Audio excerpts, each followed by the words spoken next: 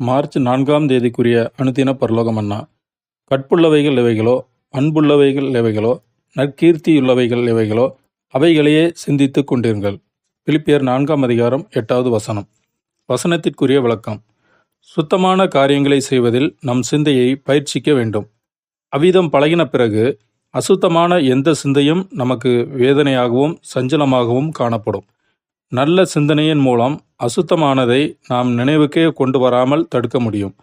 உண்மையான அன்பை நாம் அதிக உயர்வாக கருதவும் வேண்டும். நாம் கற்புள்ளவைகளை, அதாவது சுத்தமுள்ளவைகளை சிந்தித்து கொண்டிருக்கும்போது உண்மை அன்பு நமக்குள் தானாக வேர்கொண்டு தேவ அன்பையும் கிறிஸ்துவின் அன்பையும் உணரச் செய்யும்.